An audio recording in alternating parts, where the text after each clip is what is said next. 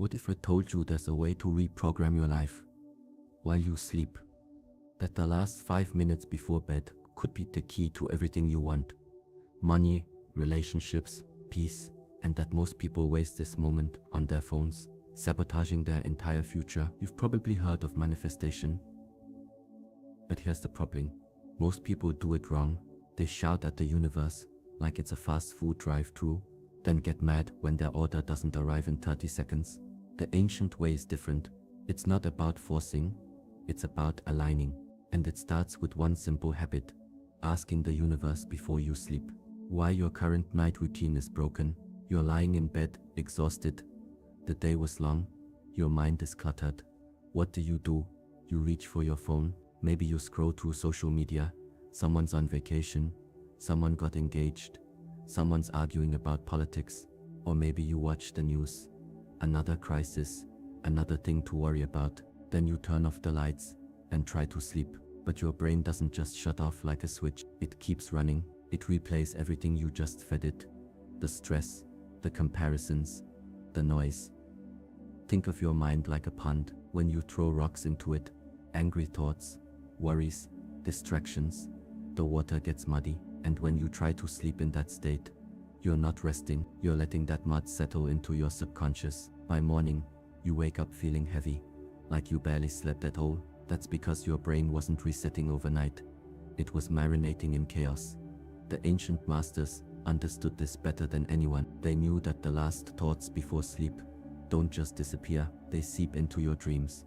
They shape your first thoughts when you wake up. They set the tone for your entire next day. If you go to bed anxious, you'll wake up anxious. If you go to bed feeling lack, you'll wake up feeling lack.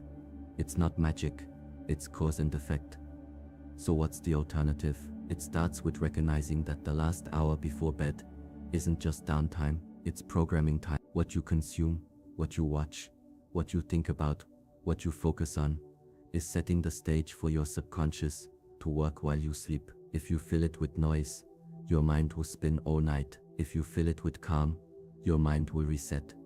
This isn't about positive thinking, it's about intentional thinking. The brain doesn't distinguish between good and bad input. It just absorbs whatever you give it. So if you spend those last moments before sleep consuming stress, your subconscious will treat stress as the but if you spend those moments in stillness, in gratitude, in clarity, your subconscious will start to align with that instead. The first step is simple. Put the phone down, not right before bed, but at least 30 minutes before. The light from screens tricks your brain into thinking it's still daytime, disrupting your sleep cycle. But beyond that, the content you consume lingers. A 5-minute argument online can churn in your mind for hours. A stressful headline can become a restless night. Instead, try this. Sit quietly for just 5 minutes before bed. No distractions, no inputs, just you and your breath. Let your mind settle like that pond. No new rocks, no stirring up the mud. Observe the thoughts that come up, but don't engage. This isn't about forcing silence, it's about allowing it. Over time, this small shift changes everything. Your sleep becomes deeper, your mornings become lighter, because you're no longer letting the world dictate your inner state. Before bed, you're taking control of it. And when you do that consistently, your entire life starts to shift. Not because the outside circumstances changed, but because you did. How the universe listens. The wrong way versus the right way.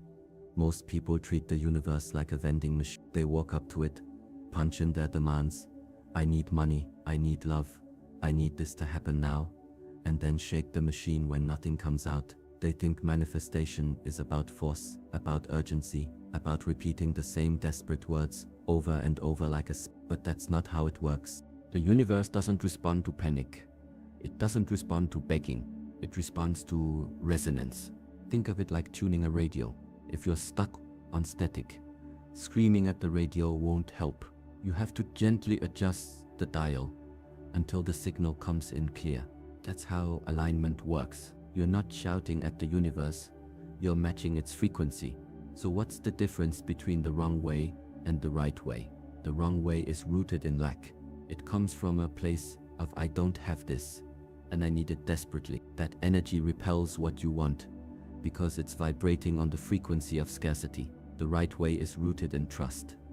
It comes from a place of I am open to receiving this, and I know it's on its way. That energy attracts because it's vibrating on the frequency of abundance. Here's an example. Imagine two people trying to manifest financial stability. The first one says, I'm so broke. I need money right now. Why isn't anything working? Every word is charged with fear. Every thought reinforces the lack. The universe hears that vibration and reflects it back. More struggle, more frustration. The second one says, I am grateful for the money that flows to me easily. I trust that opportunities are coming. That doesn't mean they're ignoring reality. It means they're choosing to focus on the solution, not the problem. The universe hears that vibration and reflects it back. More opportunities, more flow. This isn't about pretending everything is perfect. It's about shifting your focus from what's missing to what's possible. The universe is always responding to you. The question is, what are you broadcasting? A practical way to apply this is to reframe your requests. Instead of saying, I need this to happen, try saying, I am open to this happening in the best way possible. That slight shift removes the desperation. It removes the attachment to how it should happen. It leaves room for the universe to work in ways you might not expect. Another key is to act as if you want peace. Don't just say, I want peace. Start embodying peace in small ways now. Sit quietly for a few minutes. Let go of unnecessary arguments. Choose calm over chaos. When you do that, you're not just asking for peace. You're aligning in it. And alignment is what makes manifestation real. The universe isn't some distant force you have to beg for help. It's always responding, always reflecting. Your job isn't to control it. Your job is to align with it. And when you do, everything changes. The walls between your thoughts and the deeper parts of yourself thin out. It's not quite waking, not quite dreaming. It's that hazy middle ground where things sink in without resistance. This is where real change happens. Not through force, not through repetition, but through a simple, clear request, followed by surrender. Most people get the first part right. They ask, but they ruin it immediately after by clinging. They ask for money, then spend the next hour worrying about bills. They ask for love, then scroll through dating apps anxiously. They ask for peace, then replay every stressful moment from their day. This isn't asking. This is taking back your request before the universe can even respond. Here's how to do it different. In those last quiet minutes before sleep, say this: Universe, show me the path to your desire. I release my need to control how it arrives. I am ready to receive. Then, and this is the part that matters most, let go. Not the kind of letting go that means you don't care. Not apathy. The kind of letting go that means you trust. Like planting a seed in soil and walking away. You don't dig it up every day to check if it's growing. You don't yell at it to hurry. You let nature do its work. This is the hardest part for most people. We're conditioned to believe that if we're not struggling, we're not trying. That if we're not worrying, we're not serious. But struggle and worry don't create, they block. Every time you obsess over how something will happen, you are telling the universe you don't believe it can happen without your interference. You're putting your hands back on the steering wheel instead of letting yourself be guided.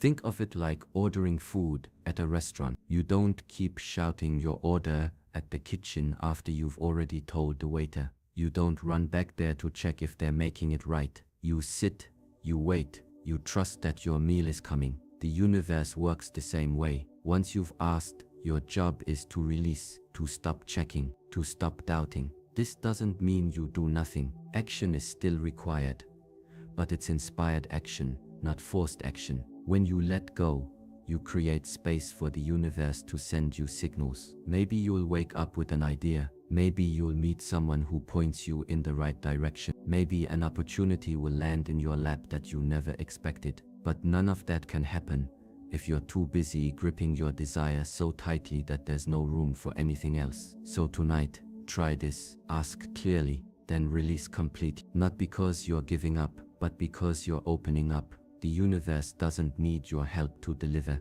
It just needs you to get out of the way. Why silence is your secret weapon.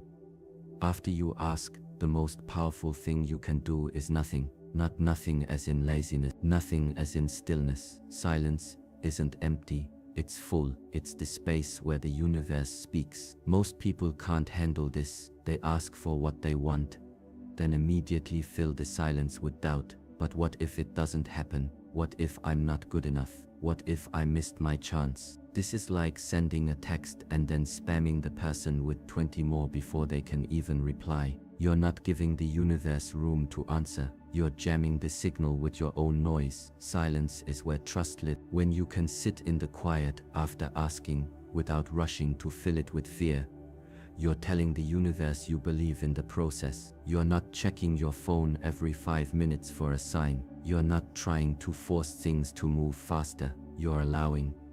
Think about how nature works. A seed doesn't make noise when it grows. It doesn't announce its progress. It just does what it's meant to do, in silence, until the moment it breaks through the soil. Your desires are the same. The most important part of the process happens beneath the surface, where you can't see it, where you can't control it, where you have to trust that even though nothing looks like it's changing, everything is. This is why meditation is so powerful. It's not about clearing your mind. It's about creating space between your thoughts, so that something deeper can come through. When you sit in silence, you're not just waiting, you're listening. And the universe speaks in whispers, a gut feeling, a sudden knowing, a dream that sticks with you. These are the answers you miss when you're too busy talking over them. So after you ask, practice silence, not just outer silence. No music, no distractions, but inner silence. No mental bargaining, no rehearsing conversations, no replaying old stories, just quiet. The more you do this, the clearer the signals become, because the universe isn't ignoring you. You've just been too loud to hear it. The morning after, how to spot the signs. You wake up, the room is quiet. The first light of day slips through the curtains. This is the moment, before the world rushes in, before the to-do lists take over, where the universe speaks loudest. But most people miss it. They reach for their phones before their feet even touch the floor. They flood their minds with noise before the whispers can be heard. The universe doesn't shout, it doesn't send fireworks or flashing signs. It works in subtlety. A thought that floats into your mind while you're brushing your teeth. A song that plays at just the right moment. A stranger who says something that feels meant for you. These aren't coincidences, they're clues, but you have to be paying attention. Most people expect answers to come in obvious ways. They think if they ask for money, a briefcase of cash will fall from the sky. If they ask for love, their soulmate will knock on their door. But the universe works through steps, not leaps. The money might come as an idea, something you hadn't considered before. The love might come as a lesson, something you needed to heal first. The path won't look like you imagined, it'll look better if you stop resisting. The key is to stay open, not just to what you want, but to how it might arrive. If you're too fixated on the how, you'll miss the what. You might be waiting for a promotion at work, while the universe is trying to guide you towards starting your own business. You might be waiting for someone to love you, while the universe is trying to show you how to love yourself first. The signs are always there, but they require trust. Try this. For the next 3 mornings, don't reach for your phone right away. Sit for just 1 minute, eyes open or closed. It doesn't matter, and let your mind wander. Notice the first thought that comes. Notice the feeling in your body. The universe speaks through your intuition before logic drowns it out. That quiet nudge, that sudden knowing, that's your answer. And when the signs come, don't dismiss them because they seem too small. A single step is still movement. A single word can still change everything. The universe doesn't owe you drama, it offers you whispers. Lean in. When it doesn't work, the truth no one says. You've done everything right. You asked, you visualized, you let go, but nothing's changed. The bank account's the same, the relationship's the same, the frustration grows. What now? Here's the truth no one wants to say. If it's not working, you're still holding on. Not in an obvious way, not in the way where you're obsessing over it every second, but in the quiet, hidden corners of your mind. You might have said the words, "I release this," but if you're still checking for results like a kid shaking a piggy bank, you haven't let go. You've just disguised your grip as patience. The universe isn't a genie. It doesn't respond to demands. It responds to energy. And if your energy is still rooted in lack, in "why isn't this here yet?" then that's what you'll keep creating, lack. The universe is a mirror. It doesn't give you what you want. It gives you what you are. If you're clenched in fear, it reflects fear. If you're open in trust, it reflects trust. This is why so many people struggle with manifestation. They think it's about saying the right words or following the right step, but it's not about the words. It's about the feeling behind them. You can say, "I am abundant," all day, but if you're saying it through gritted teeth while worrying about rent, the universe hears the worry, not the word. So if nothing's shifting, ask yourself, am I truly surrendered, or am I secretly attached to this happening my way? Attachment isn't love, it's control in disguise, and control is the opposite of trust. This doesn't mean you give up, it means you dig deep. Maybe what you're asking for isn't what you actually need. Maybe there's a block you haven't faced, a fear you haven't acknowledged. The universe isn't withholding from you, it's protecting you, or preparing you, or redirecting you towards something better. The only way out is through the doubt, through the discomfort, through the not knowing. When you stop treating the universe like a vending machine and start treating it like a partner, everything changes. You stop demanding and start allowing, and that's when the magic happens. Not because the universe finally listened, because you finally did. The Sleep Lab study, science meets ancient wisdom. There's a quiet revolution happening in sleep labs around the world. Scientists are discovering what ancient masters knew all along, that the time between when your head hits the pillow and when you wake up isn't just empty space, it's active, creative space. Your brain isn't just resting when you sleep, it's working, solving, creating. But here's what's fascinating, it works best when you give it the right instructions before you drift off. Picture this, two groups of people go to sleep with a problem on their mind. One group just thinks about the problem randomly. The other group takes 30 seconds to clearly define the problem before sleeping. The results, the second group wakes up with significantly more solutions. Why? Because they didn't just throw a question into the darkness. They aimed it. They directed their subconscious where to focus its power. This isn't magic, it's neuroscience. When you sleep, your brain replays your day's experiences, but it does something remarkable. It connects dots you couldn't see while awake. It finds patterns. It sees possibilities, but it needs direction. Think of it like giving a search command to the most powerful supercomputer in existence, your sleeping mind. The quality of your question determines the quality of the answer. Ask, why does this always happen to me? And your brain will find all the reasons why you're stuck. Ask, how can I move through this with grace? And your brain will find pathways forward. The ancient practice of contemplation before sleep wasn't just spiritual, it was practical neuroscience before we had the word for it. Here's how to use this tonight. Right before sleep, take that thing you're wrestling with and frame it as an open-ended question. Not, why can't I find love, but how might love find its way to me?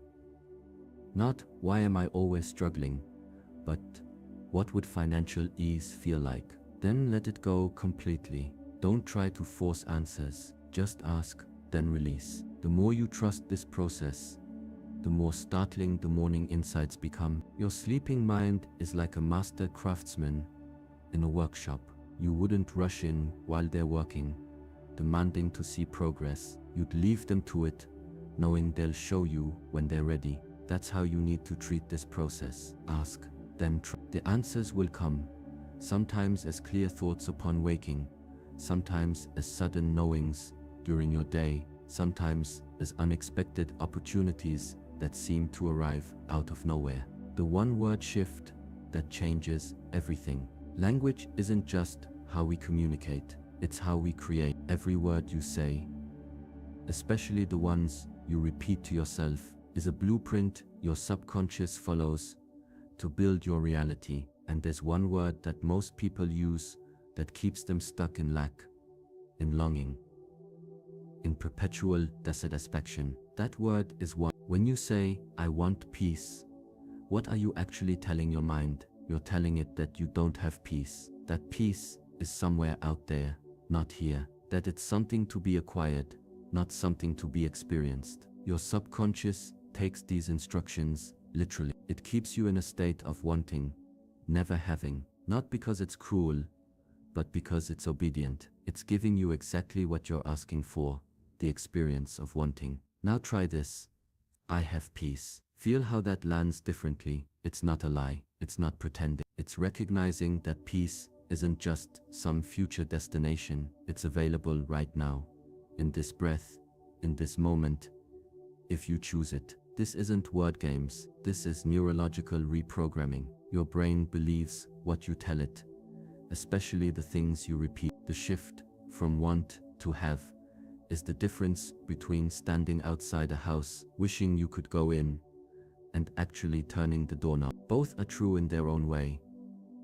You may want more peace than you currently experience, but you also already have access to more peace than you're probably using. The word have opens that door. This works for anything. I want love keeps love at arm's length. I have love opens you to the love already around you, from friends, from family, from life itself, while creating space for more. I want money reinforces scarcity. I have abundance tunes you into the abundance that exists right now, the skills you possess, the opportunities around you, the value you can create. The most powerful part, this isn't fantasy, it's foresight. When you say, I have, instead of I want, you're not lying about your current circumstances. You're speaking from the future you're creating. You're describing reality from the perspective of where you're going, not just where you are. This is how change begins, not by fighting against your present, but by speaking from your future. Try this today. For every I want that comes to mind, pause, reword it as I have. Don't worry if it doesn't feel true yet. The feeling will follow the words, not the other way around. You're not deceiving yourself, you're leading yourself, one word at a time. Why gratitude isn't just a platitude. Gratitude gets dismissed too easily. People hear, be grateful, and they think it means slapping a smile on when you're hurting, pretending everything's fine when it's not. But that's not gratitude, that's denial. Real gratitude is something far more powerful.